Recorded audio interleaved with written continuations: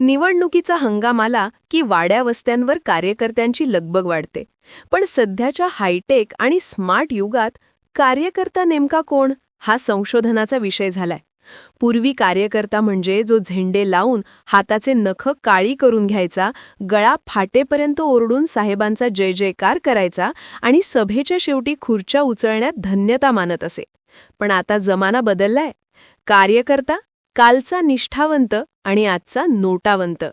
आताचा कार्यकर्ता म्हणजे जो खिशातून करकरतो, पाकिटातून चमकतो आणि बँकेच्या ट्रान्सफरमध्ये दडलेला असतो.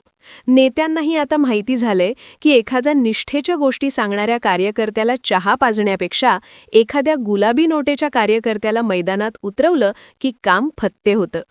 तो बघा आपला नवीन कार्यकर्ता. आजकालच्या निवडणुकीत तो पॅम्पलेट वाटत नाही, तर तो स्वतःच किंमत ठरवतो. नेत्यांच्या भाषणातल्या टाळ्यांपेक्षा लोकांच्या हातावर टेकलेली 500ची नोट जास्त जोरात बोलते.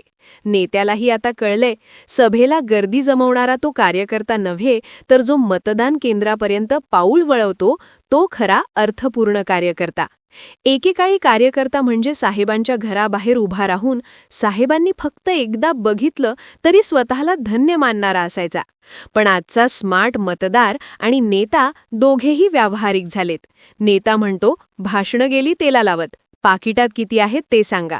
तर मतदार म्हणतो, तुमची निष्ठा तुमच्याकडे, माझ्या घराच्या नळाला पाणी येईल की नाही माहिती नाही, पण माझ्या खिशात लक्ष्मी कधी येईल ते सांगा.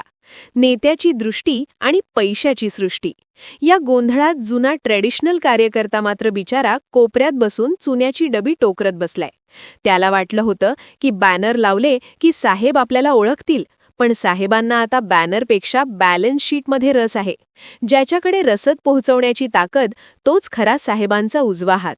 नेत्यांची ही गणितं आता इतकी पक्की झालीयत की त्यांना लोकशाही म्हणजे लोकांनी लोकांसाठी लोका देऊन निवडून आणलेलं सरकार असं वाटू लागले. 3,000 पासून 10,000 पर्यंतच्या या रेम्युनरेशन स्कीममध्ये बिचारा विचार आणि विकास कुठेतरी कोमात गेला आहे. जनतेसाठी विचार करायला लावणारा प्रश्न. पण जनतेने एकदा स्वतःच्या मनाला विचारून पाहायला हवं. आपण एका दिवसाच्या 500 किंवा 1000 रुपयांसाठी स्वतःचे पुढचे 5 वर्ष विकत तर नाही ना?